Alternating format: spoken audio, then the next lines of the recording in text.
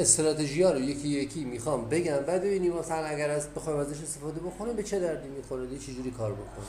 آقا دیروز یه بنده خدایی یه سوالی پرسید، کی بود؟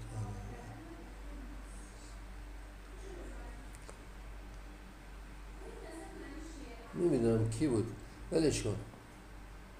مثلا میگفت آقا ما الان 15 دقیقه، 1 ساعته، 4 ساعته همه رو داریم دیگه. خب چیزایی که قبلا گفتم دیگه، جنبندی اون. من از کجا شروع بکنم؟ از هفتگی شروع کنم، روزانه شروع کنم، 4 ساعته شروع کنم، 1 ساعته شروع کنم؟ اگر یادتون باشه من جواب سوالم این بود، گفتم تو باید نگاه کنی ببینی معاملت میخواد چقدر باز باشه، تو چه نوع معامله‌گری هستی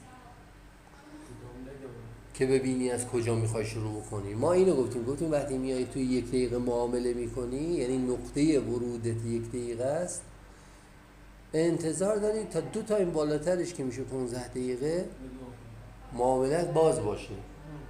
یعنی در حد همون 2 تایم بیشتر نمیخواد بری بالاتر. یعنی اگر 1 ساعت معامله میکنی در حد انگار انتظار داری 1 روز 2 روز معاملت باز باشه. حالا وقتی قرار 2 روز مورد تایم 1 ساعته 4 ساعته رو نگاه کنی کافیه. نهایتا روزانه رو نگاه کنی کفایت میکنه. خب وقتی تو میخوای 1 دقیقه ورود بزنی، آیا لازمه بیای تو روزانه؟ نه. یعنی سطوح روزانه، خط روندی که تو روزانه میکشید و اینا خیلی کاربردی برات نداره. چرا؟ چون تو میخوای یه معامله باز کنی 20 دقیقه بعد، نیم ساعت بعد میبندیش. الان تو میخوای دلار بخری، 20 دقیقه دیگه بفروشیش، نیم ساعت بعد بفروشیش. خب چه اهمیتی برات داره که مثلا در طول تو وقتی میای توی مثلا روزانه مال انگار 2 ماه میبینی دیگه، 2 ماه گذشته دلار چه کار کرده، تأثیری توی 20 دقیقه آینده نه. تو باید ببینی نوسانات خیلی کوتاه مدتی که الان هست، توی نیم ساعت آینده هست، انگار 2-3 ساعت قبل نگاه کنی که بگی آقای 2-3 ساعت بعد هم حدوداً تو ادامه جریان اون داره میره. اما تو چه کار داری دیگه به 2 ماه قبله؟ متوجهی؟ پس تایمتون رو خیلی سردر کنید. آقا من دیگه دوباره اینو هی میگی، من آخر سر دوباره نمیدونید توی کدام تایم بعد من باید برم بررسی بکنم، برم تایم روزانه رو بکشم، هفتگی رو بکشم. 2 ساعت مثلا میتونم با 5 دقیقه یه چیز 5 دقیقه 15 دقیقه معامله بکنم دیگه. آره دیگه تو 5 دقیقه مثلا در حد شما 1 ساعت 2 ساعت معاملت بازه دیگه، 2-3 ساعت باز. حالا انتظار داری اون مثلا چند ساعت معاملت بسته بشه. 5 دقیقه 1 دقیقه زوده برای شما، ولی 5 دقیقه رو میتونید کار بکنید، مشکل نداره تا وقتی برسید به تسلط. خب این از این. مورد بعدی، من توی 1 دقیقه ورود میزنم، سطوح اینا رو کجا بکشم؟ ببین من میام تو 15 دقیقه، مثلا همین الان اینجا این بیت کوین این الان 1 دقیقه است، درسته؟ بعدن که حرفه‌ای شدید همینو زوم کنید این شکلی هم میتونید ببینید. مثلا اینجا یه سطح مهم اونجا هست، اونجا هست، یه جای مهمش میتونید خیلی راحت چشمی پیدا کنید. ولی به هر حال شما راحت ترش اینه برای شماها الان 2 تایم برید بالاتر، یعنی 1 تایم هم برید مهم نیست، 2 تایم بیشتر نرید. ببین سطوح اینجا رو تعیین کنید، روند رو ببینید چجوریه. مثلا میاد اینجا ببین خطوط روندتون اینجا باشه، نه اینجا یه روندی بوده، اینجا این روند شکسته شده، یه کانال توی کانالی قشنگ نگاه کنی حرکت کرده، بعد رنج شده، این کف رنجه، این هم سقف رنجه. یعنی قیمت یک کانالی توی یک روند صعودی در حرکت بود، بعد اومده رنج شده. حالا اگر اینو بشکنه میتونه بیاد به سمت پایین. سمت کجا؟ مثلا این چشمی که اینجاست در نظر بگید چی رو می‌بینید؟ میتونه بیاد سمت اینجا. آیا لازمه برم بالاتر؟ نه آقا چرا؟ مثلا برم بالاتر اینجا رو مثلا چه می‌دونم یه جور دیگه می‌بینمش. این اگر از اینجا بخواد بیاد پایین بیاد یا بخواد بره بالا میره اونجا. درست. بعد من تازه میخوام توی 1 دقیقه و اینا معامله بزنم. تو 15 دقیقه و اینا من 15 دقیقه فقط الان میفهمم که آقا من یه جاییم، یه سطحیم که تو 15 دقیقه سطح مهمیه، بعد رفته برگشت خورد اومده بالا. الان بیام توی 1 دقیقه میدونم این میخواد چیکار کنه. میگم خب این توی یه محدودی رنج کف سقف، این اگر بخواد اینجا بره بالا یه برگشت رو به سمت اون ناحیه داره. این سناریوی حرکتی میشه. خود اینجا یه جای حساسیه که تو ممکنه که مثلا یه کوچولو بیاد پایین بره بالا، بیاد پایین بره بالا. چرا؟ چون تو 15 دقیقه یک سطح مهمه. من اگر مثلا وقتی اینجا بودم این اینجور میکشیدم، این داشت میومد رو میگفت ما میخواد بیاد اینجا، چون این ناحیه رنج میخواد.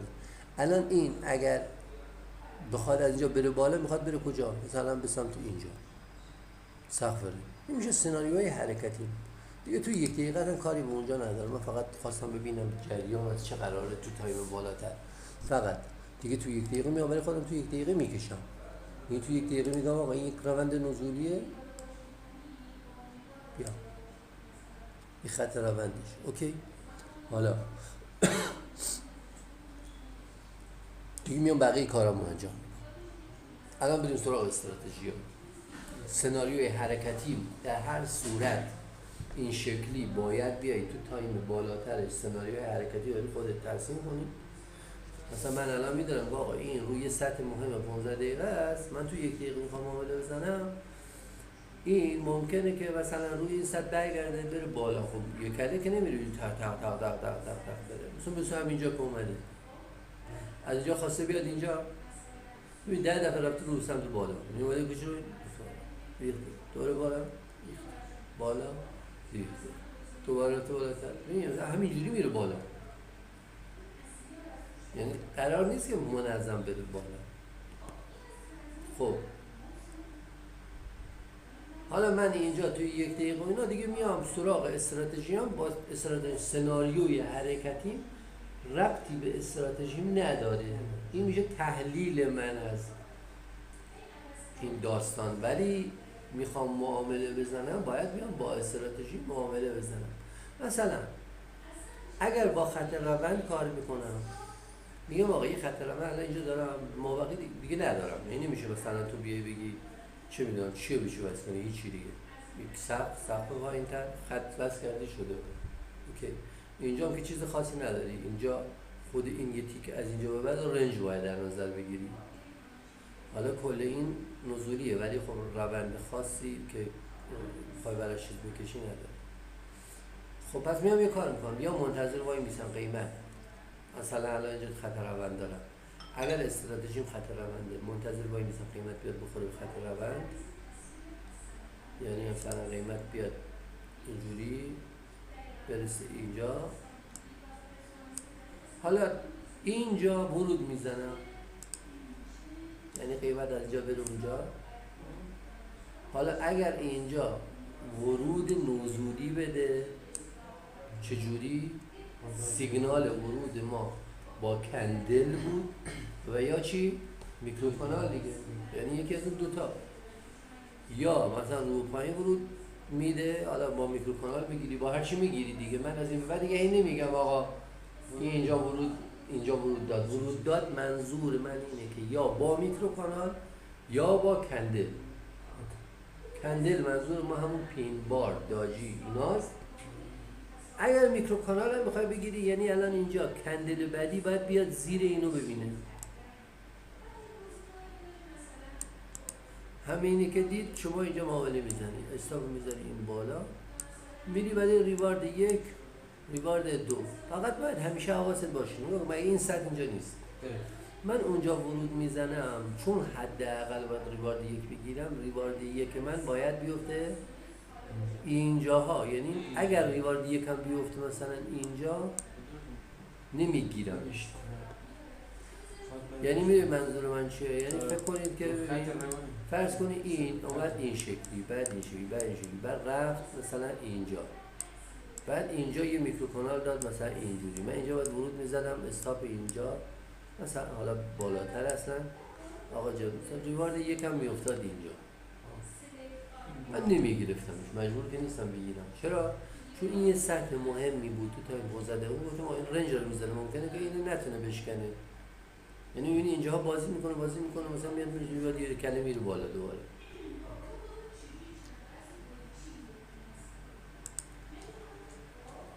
خب پس اگر با خط روند کار میکنم خط روند اینجوری شد، قیمت یا باید بخوره به خط روند بریزه یا یه نکته دیگه بره بخوره به خط روند بشکنه. با شکست خط روند هم میتونید معامله بزنید، منتها شکستی که کندل قوی بشکنتش. حالا ما یه اشتباه کردیم اومدیم روی بیت کوین تایم فریم یه ایده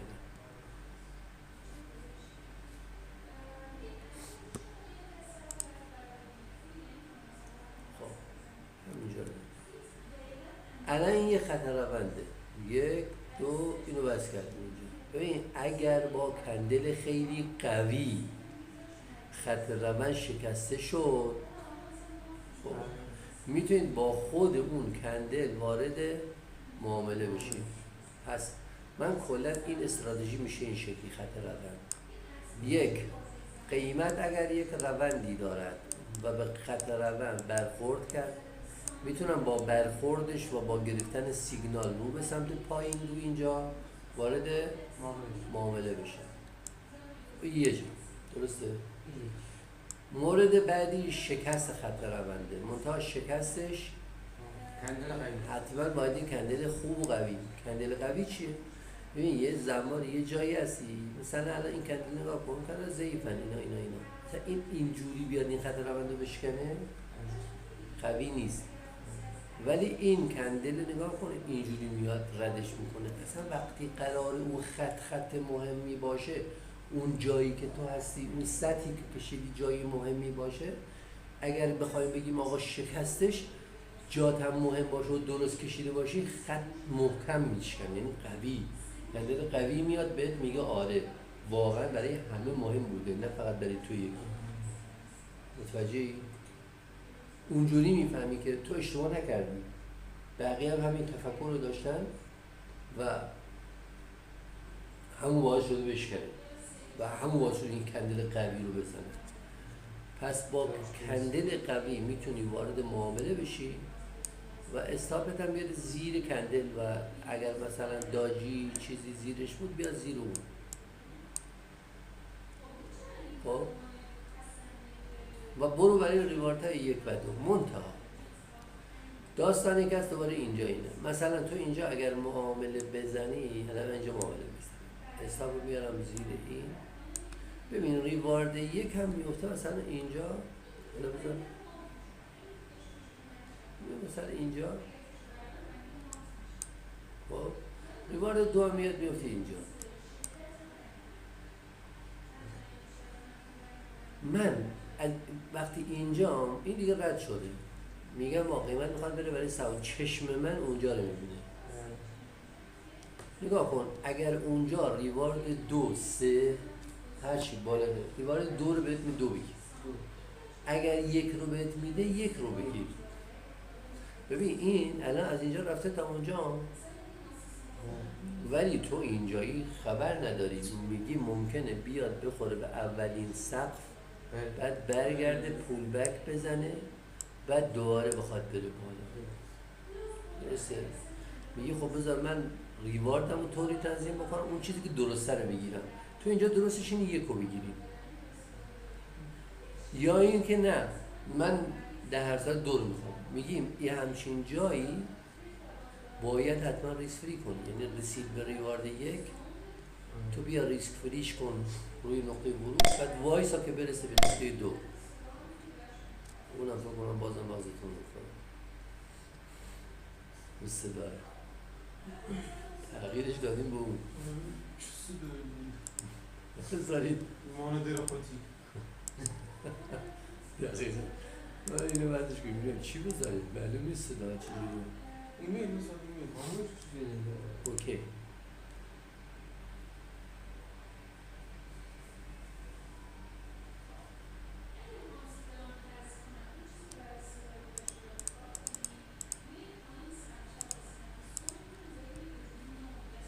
خب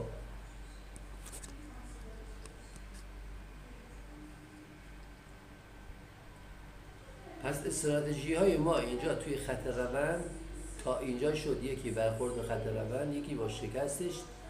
حالا یه نکته دیگه، در واقع یک ورود دیگه با خط روند. قیمت میاد خط روند رو میشکنه، میره، بعد بر میگرده به همون، به اون کنده‌ای که خط روند رو شکسته رو کلا در نظر بگیرید. قیمت رسید به این ناحیه و رو به بالا ورود زد، شما اونجا ورود بزن. این هم میشه یه ورود دیگه. یعنی خود خط روند 3 تا استراتژی توش هست. 1 2 3. برخورد به خط روند 1، شکست خط روند 2، پول بک به خط روند 3. خودش 3 تاست. یعنی ما همین یه مورد رو هم خوب بلد باشیم، مسلط روش باشیم. آقا جان مثلا الان شما اینجا اینو شکسته، با این مورد میزنید. حالا ممکنه بگی این شکست، این پول بک همینه، مثلا چون سریع پول بک زنید، یا اینو نه ممکنه قبول نداری، هر جایی دیگه. بذار من اینا رو پاک کنم. این خط روند شکسته شده. خب اینجا یه بود، برگرده، ببین برگرده به خود خط روند. اینو برگشته رو دقت کنید، لزومی نداره حتما برگرده بره بخوره به خط رونده بره بالا. مثلا برگشت حتی ممکنه تا این کف هم بیاد. برگشته گفتم اون کندری که از خط روند رو شکسته، شماها اون رو در نظر بگیر، تو اون ناحیه هر کجا ورود زد. مثلا شما اینجا پین بار میده، بعدش اینجا میکرو کانال میده، همینجا ورود بزن. گرفتی؟ ورودت دیگه، ورودت با چیه دیگه؟ اینجا به این یه الگوه. حالا میتونید مثلا چون اینجا دیگه کف پایین تر، شما عملا اینو به این بست میکردید، 2 تای آخر، 3 تای آخر. حالا میخواید مثلا اینا یه فرق نمیکنه. ما گفتیم درست ترینه اون 2 تای آخر. حالا میتونید از قبل هم بکشید میشد. حالا با این کنده، ببین این کنده خیلی پرقدرت زده، بعد پول بک زده، اینجا ورود داده، اینجا ورود میزدی، تمام.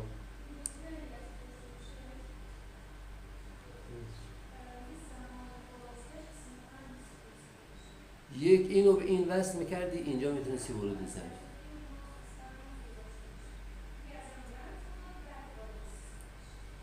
اون پایین بگیری، اینجا ورود میزدی، استاپ اونجا، ریوارد 1 و حداقل به حالا 2 نمیدادی، 1 رو بهت میداد.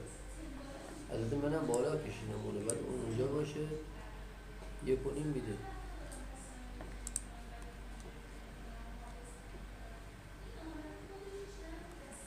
اینجور.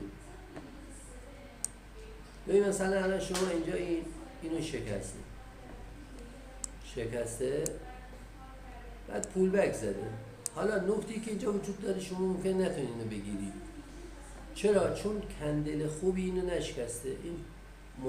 این اصلا با کندلش که دیگه ضعیف بود شکست، شما به هیچ وجه معامله نزن. یعنی وایسا پول اینو شکست، بیاد پایین، پول بک بزنه رو بالا، خورد بهش، اومد رو پایین، اینجا با میکرو کانالش وارد شد، استوب بزنه بالا، خورد وارد. هر کجاش گنگ بود بگیم دیگه.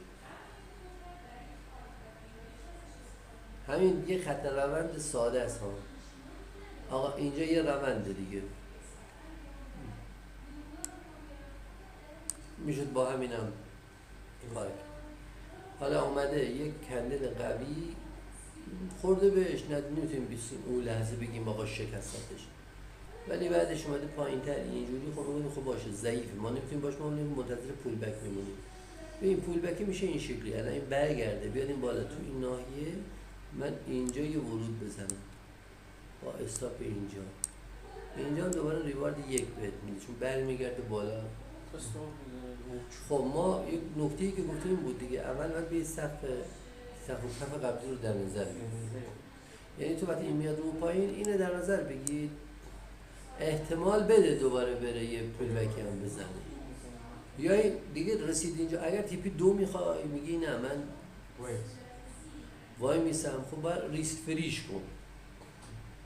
خب اینجا مثلا بدون هیچ سودی خارج میشی در اصل. اگر نه بگی این کف اینجا سوال نمیرسه، مثلا اون ریوارد یک قانه هم ریوارد یکو میگیری.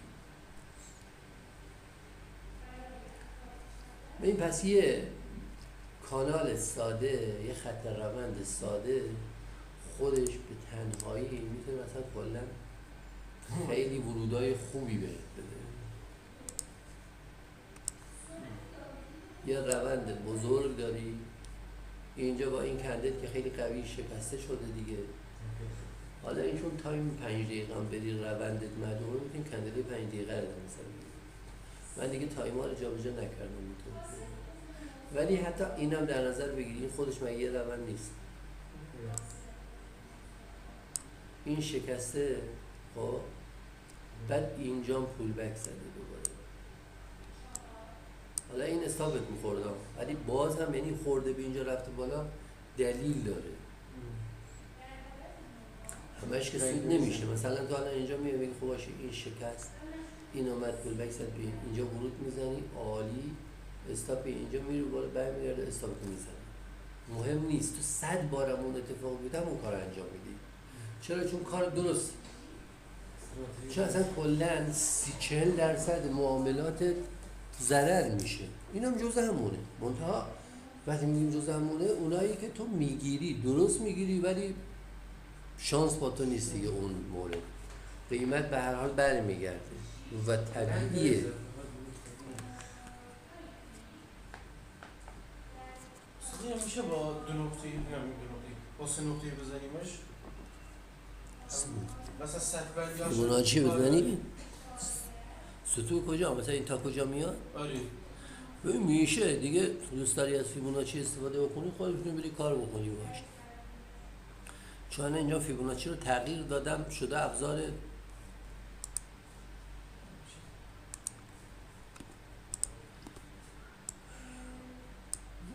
یعنی ریواردها رو باش تعیین میکنم. این 2 نقطه‌ایشه، 3 نقطه‌ایش هست. بیشتر باید اصلاحش رو بگیری دیگه. مثلا تو ببین این از اینجا تا اینجا حرکت کرده، این تا اینجا اصلاح کرده، این نقطه‌ش رو بگیری. میشه برای شدن، چرا نشه؟ همه اینا گفتم به مثلا شما خیلی چیزای دیگه هم هست. مثلا من اندیکاتورها رو گفتم، یکی بحث واگرایی‌ها برام مهم بود و آرسای گفتم روش سطوح و خط روانی اینا بکشیم.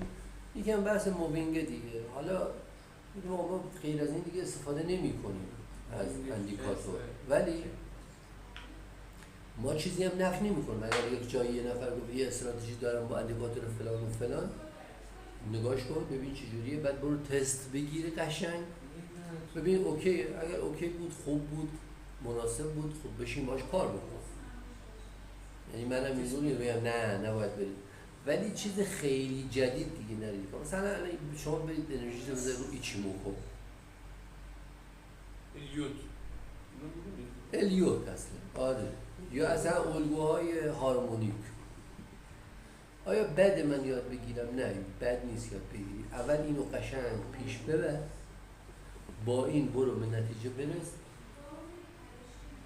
بعد حالا دوست داشتی میگی حالا من اون رو میگم، حالا من که وقت دارم اینو یاد بگیرم چه ضرر داره؟ هیچی ضرر نداره.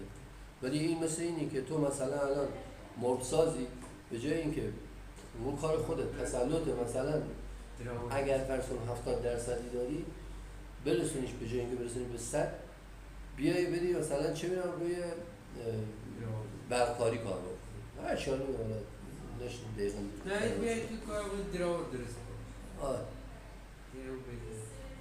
دیگه اصلا کلا سیستم رو برای جای دیگه.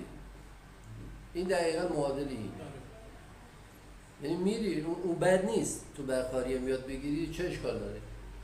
بالاخره شما توی خونی داری کار میکنی، حالا هدف ساختمه، تو میخوای مبلشو بسازی، یکی دیگه برنامه‌شو میگه، میگه حالا برنامه‌شو خودم بالش بلدش میگه با تو مبل رو نمیتونی تسلط کافی نداری. خب اول این اطلاعات راجع به این کم بیشتر بکن، ببین آقا مثلا طرح‌های جدید چی اومده، روش‌های جدیدتر چی اومده، چه میدونم خودتو بروز کن کامل، مسلط شدی، حالا میگی نه دیگه من رو این الان اوکی ام، مثلا روزی نیم ساعت هم بذارم ولی 2 ساعت اضافه وقت دارم، این 2 ساعت هم حالا بذار دیگه پیشم برقم یاد بگیرم، حالا اون تو دلایرم یاد بگیرم، کابینت هم بلد بشم درست کنم. تمام شد.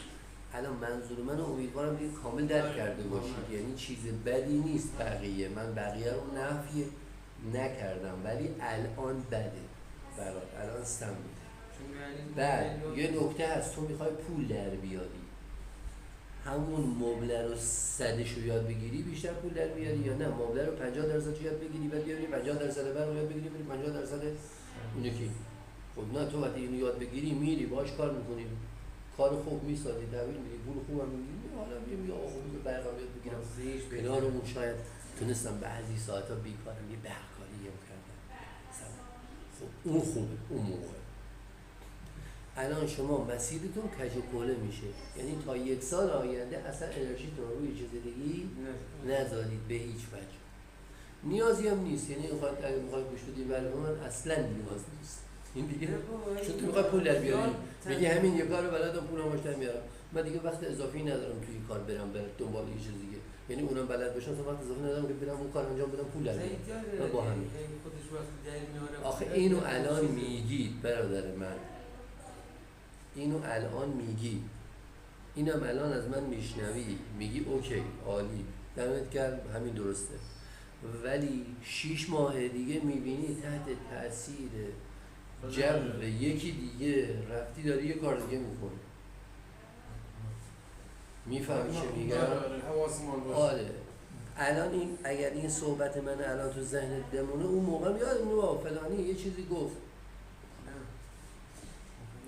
ولی دیگه تو اینستا هست میدونم مثلا رفتی یکی میخواد کلاس برات بذاره، یه همایشی رفتی جوری برخورد میکنن انگار اون چیزی که تو یاد گرفتی رو مثلا به اونجا بگی توی چیزی برام بگو، اینجوری هم میگن تو اول باید هر چی که بلدی رو پرت بزنی بندازی بیرون. من میخوام یه چیزهایی برات بگم که مثل کلاس کنکوری است، یعنی انگار من میخوام یه روش و یه چیزی برات بگم تو عالم این نبوده، هر چی هم یاد گرفتی پخمام اون استاد قبلی دریوری گفته برام. مثلا این یه کمی اون موقع گولت میزنه، مسیرت عوض میکنه، میبینی چشم میذاری میبینی خود 2 سال گذشته، بعد دوباره اومدی سر نقطه اول داری نقطه اول کار میکنی. اینا رو ما رفتیم، من رفتم، بارها افراد دیگه رفتن، بعد رسیدم که دوباره همین مطمئن مثل بچه آدم هست گوش نمیده.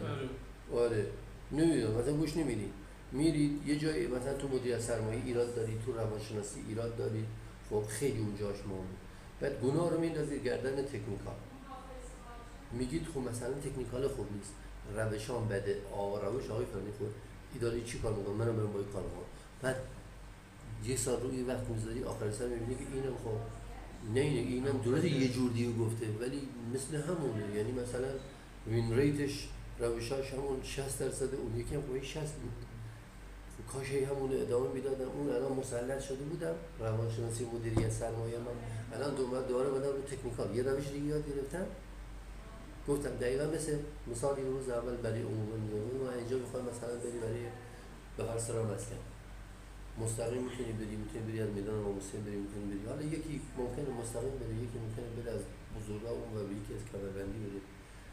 حالا فکر کن تو راه رفتی تو از کمربندی بری مثلا میدان امام حسین بخوری به ترافیک، از دور معلوم باشه چه میدونم مثلا مسیر میدان مثلا نفت و پایین خلوتی یا چه خلوته، آره دور بزنی بیای از اول دوباره بری تا بعد میدان نفت رد میکنی میری تو بلورینی که ایشون ترافیک، بعد اون رو آقا بزرگ چون اونجا دور زمین نگاه میکنی میبینی با تو 3 ساعت تو راهی، اگر امام حسین وای میسادی 5 دقیقه بعدش خالی شده بود کرده بودی.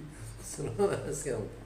این داستانش دقیقاً اینه، گولتون نزنم. نه دیگه شما تمام. راه رفتی دیگه. خب باشه الان گفتم میبینم سال بعد. خوب فیلمش هم هست. سند.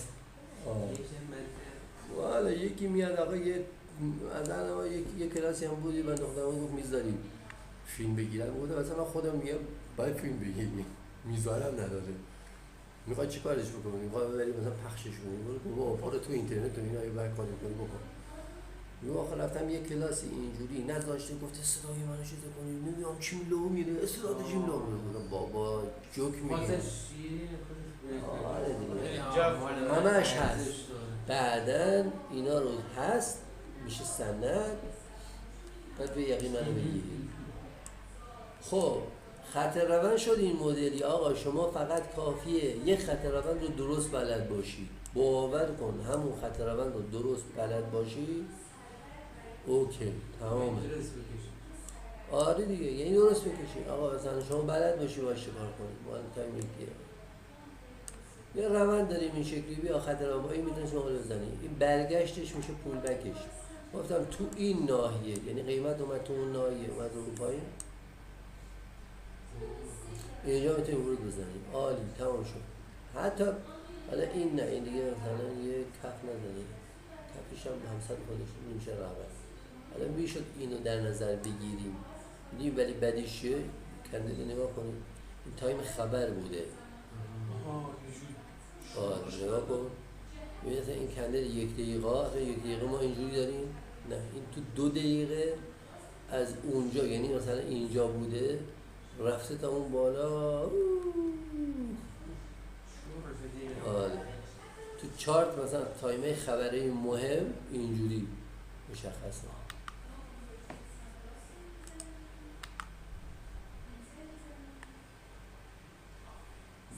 دقیقاً 30 دقیقه است ساعت 5:30 ماست رأس ساعت 5:30 خبر اعلام شده 1 دقیقه بعدش انقدر ریتشین قیمت اونس از 4108 دلار بوده اومده به 4072 دلار یعنی 20 دلار افت داشته تو 1 دقیقه تو 2 دقیقه اینه که میگیم تایم خبر شما حواستون باشه دیگه حالا شما این خط روند رو کشیدی اصلا خبر نداری چیزم هست خبر هست حالا الکی نگیرید این تا ورود سیگنال بهت نداده ورود نزن الان اگه گفتیم کندل قوی بشکنه خب این کندل از یک قوی تر این خب آقا تو ورود میزنی حساب بدیم بالا باشه اصلا رسیدی به کف قبلی یعنی اصلا بخوای ورود بزنی کف قبلی اینجاست مسخره است دیگه اصلا فرض و خبر وجود نداره خب تو چرا باید آخه اینجا ورود بزنی اصلا ریوارد یکت میشه جو تو باید آقا 3 ساعت وایس ریوارد بیاد پایین اون نمیشه دیگه همین بعد ببین چقدر استرست میده اینجا ورود بزنی استاپ بزنی بالا بگی دوره دیگه نمیرسه بهش اولا میاد تا اینجا تو 1 دقیقه میاد اونجوری نیست اون لحظه بگی میرسه اینجا خارج میشم شما اصلا نمیدونی میخواد چیکار بکنه خب میاد میگه چه خوب بذار بره ریوارد یکمو بده حالا ریوارد یکت اینجا نیست چون به نسبت این بخوای در نظر بگیری اینا کوچیک‌تر پایین‌تره میره من میدونم از میره این تا 2 میده 3 میده یه جوری میره اون لحظه کندیدت اون پایین اومده فکر می‌کنی تمام شد رفت زمین رو سوراخ کرد تمام سودم به تو داد بعد تا مثلا انقدر نزدیک تیپیت میره بعد یوهی برمیگرده میاد بالا همش هم توی 30 ثانیه بعدش استاپتون بالاست کندل بعدی میاد اینجا میگی برمیگرده میاد پایین میاد اینجا دوباره نمیاد هی میره بالا هی نزدیک شد دوباره میاد پایین میگی نه خوش داره میاد پایین خبر منفی از همون پایین ورود بکنی چه؟ از همون پایین چه کاری میشه از اون پایینش رو میفهمی اون پایینشه دیگه هی بی منطق نه نمیشه ببین کارهای شبیه به این رو میشه. این یه خط رونده، تو میتونی یه معامله اینجا سل بکاری. یه خط رونده تو معاملات چیز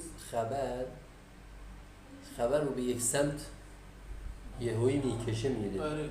به یه خط روندم بشکنه. استاپ خیلی از بچه‌هایی که اینجا استاپ مثلا بایی گرفتن رو به سمت بالا میخوره، خب قیمت میاد اینا رو جمع بکنه. من اینو یه استاپ میذارم، یه معامله سل میکارم اینجا که اگر اومد اینجا استاپ اون جمع بشه، یه سل رو پایین بزنه سریع میره که جمعش کنه.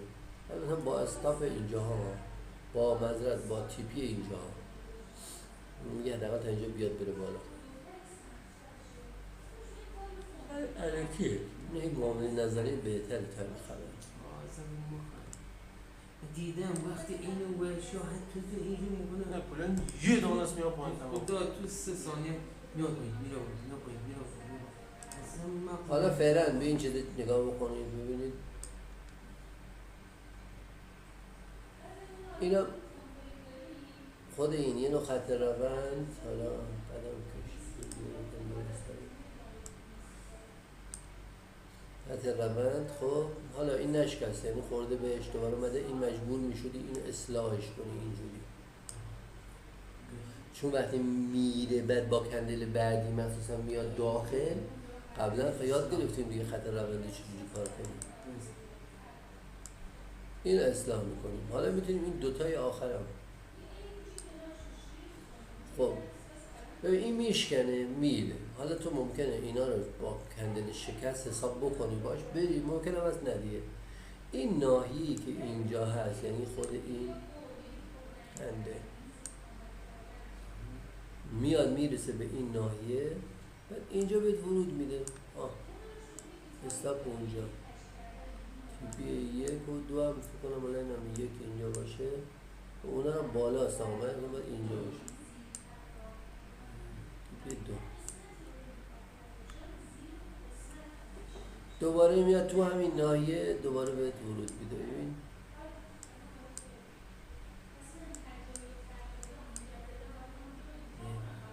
دیگه دوباره میاد، مثلا این خودش میشه یه روندی، مثلا دیگه نمیشه 100 بار پول بک گرفت، 2 بار گرفتی کافیه. خود اینو در نظر میگیری، روند دیگه کف بالاتر. این کندل شکسته، خیلی هم خوب شکسته، قشنگ مشخصه دیگه.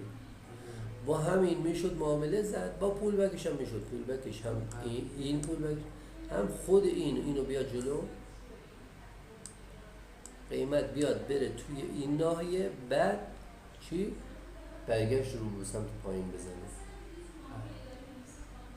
کندلی که اینجا اون کندل هایی که سطح رو شکستن اونو در نظر گرفتیم. اینجا خط روند رو این کندل شکسته، اونو در نظر گرفتم. قیمت اومده توی این ناحیه رو به پایین، میکرو کانال بده. از این راحت‌تر این سینالوژی هم اینجور چیزی دوباره دیدم حالا فیلمش هست برای کلاس نشون میده.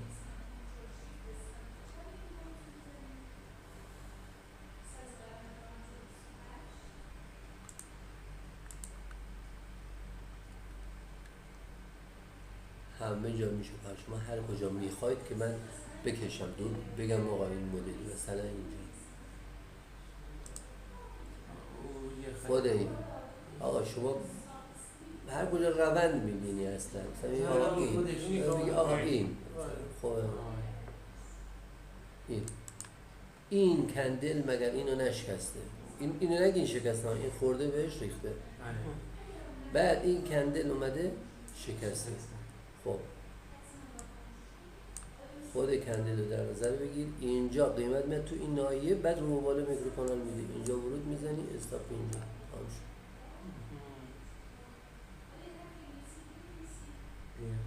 حالا جایی که ممکنه استاپ بخوری، مثلا اینجا یک کف داری، یک کف هم اینجا، ببین اینو اینجا در نظر میگیری. خب البته این یه اشکال داره، الان بهتون میگم اشکالش. میدونی چیه؟ اینجا پیوت خاصی شکل نگرفته، یعنی خود من الان اشتباه کردم.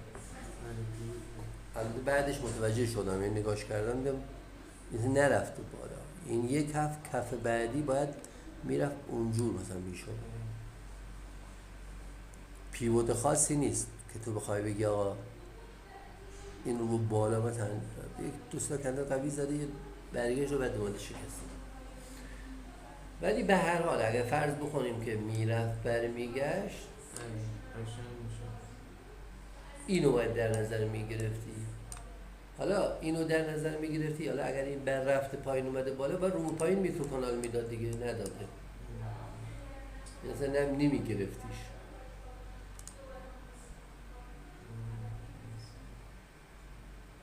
دیگه خدمت شما هستم.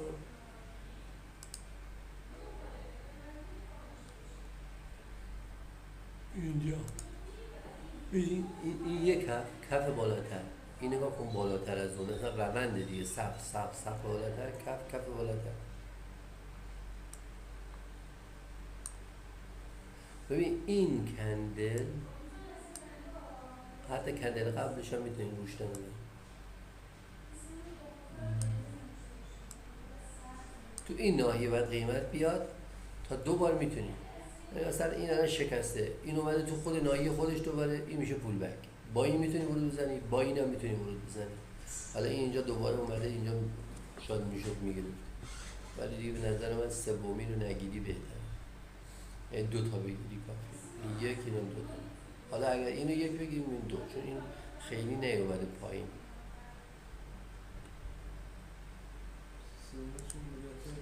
اینجاها اینجاها که استاپ میخوری، اینا که دیگه به وضوح یک روند نزولیه. تو میتونستی اینا رو به هم دیگه این شکلی وصل کنی. اوکی.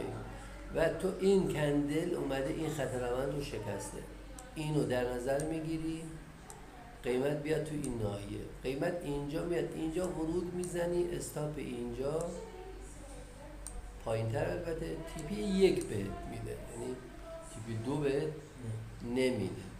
حالا باید اینا رو شما نگاه بکن، ببین دیگه داستانی که هست، ما الان اصلا تایم های دیگر رو در نظر نمیگیریم. یعنی من الان همش تو 1 دقیقه هم یه مقدار زوم و اینا هم نمی کنم، ولی بازم فرقی نمی کنم.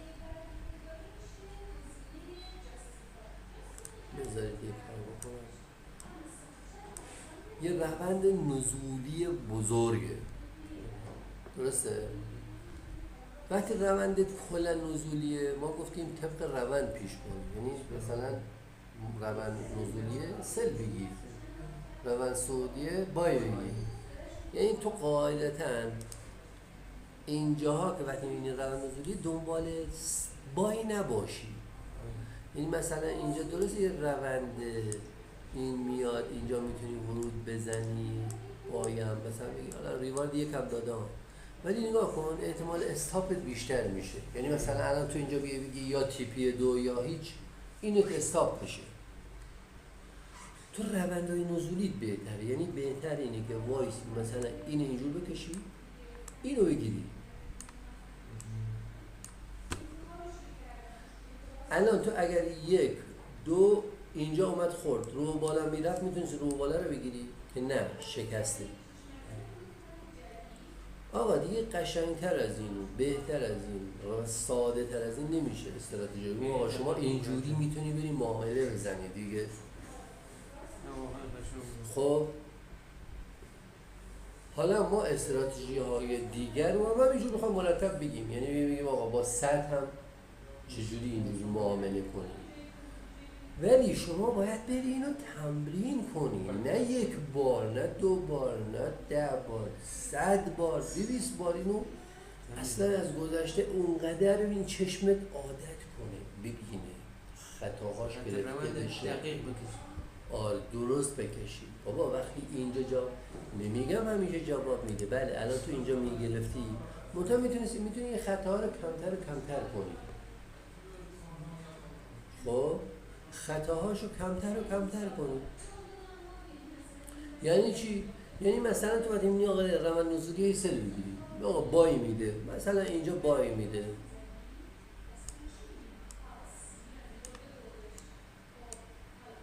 اینجا بای داده، آقا من نمیگیرمش. چرا؟ چون روند کلی چیه؟ نزولیه.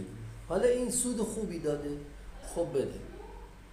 یا یه کار دیگه میکنم، من وقتی بای میده چون خلاف جهت روند کلینه اینجا نزولیه و من دارم بای میگیرم، میام یه کار میکنم، رسید به ریوارد یک نه ریسک فریش میکنم. مثلا اینجا میاد به ریوارد یک ریسک فریش میکنم، میام اینجا اون میرسه به 2 3 میره حتی. اینجا که گرفتم میرسه به ریوارد یک، من ریسک فری میکنم، بعد میگرده استاپ همو میزنه ولی ریسک فری میخوره، یعنی اینکه ضرر نمیکنه. ولی وقتی که نزولیه نه، من ولش میکنم ریوارد 2 رو بهم بده.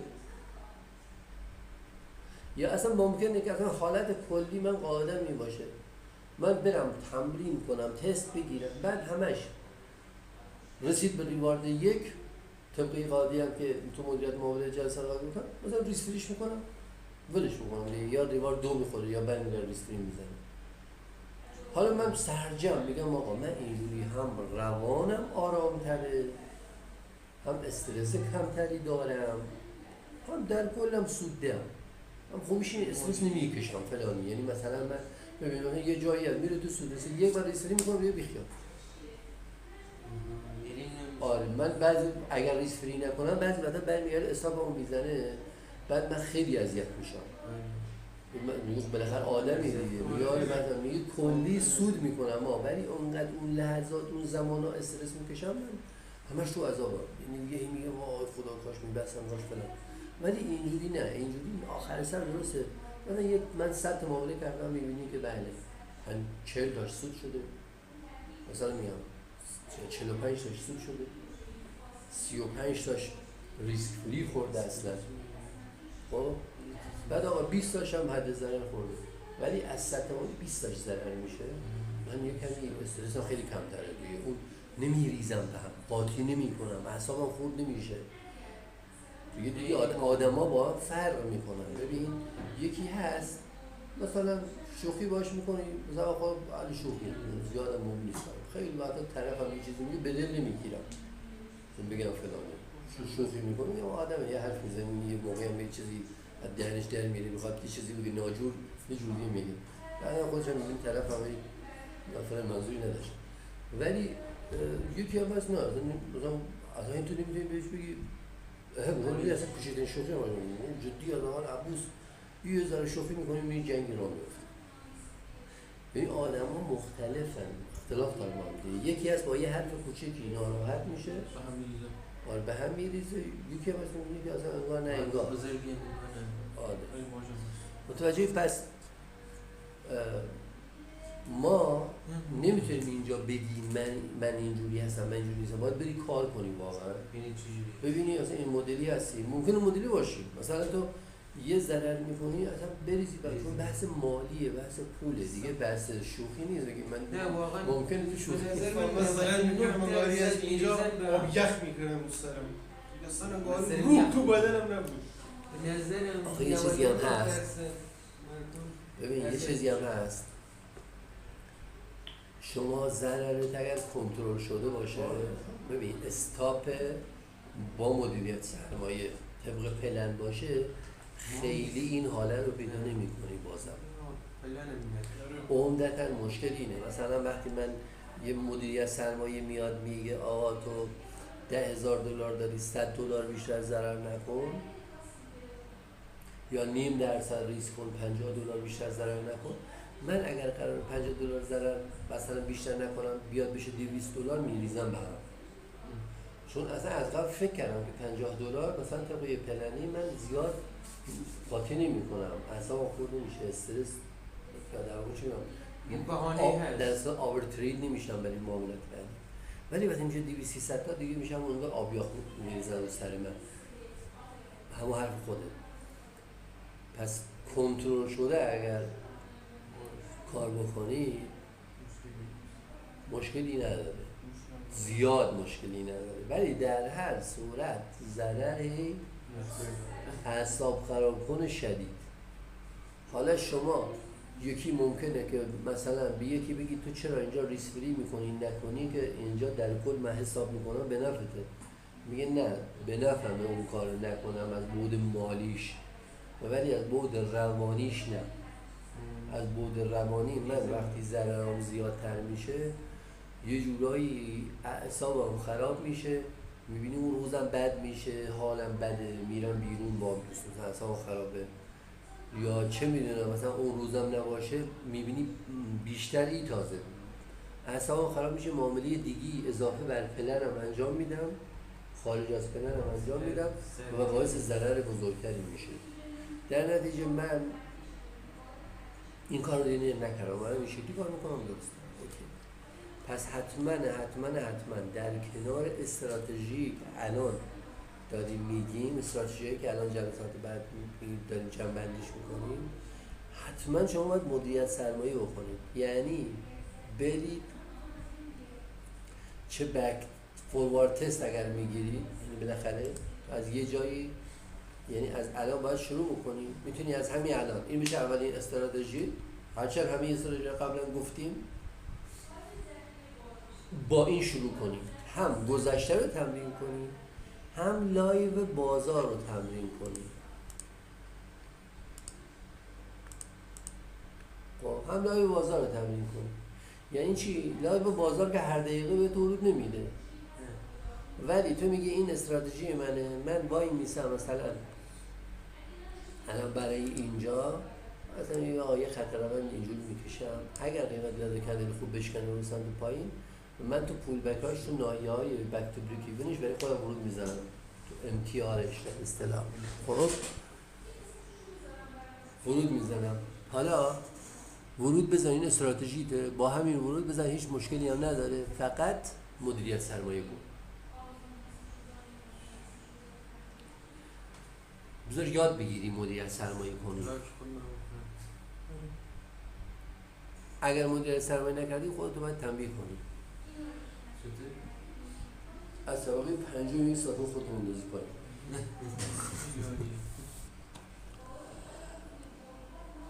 بعدا میگیم به چه شکل اگر بتونید در میتونید. خب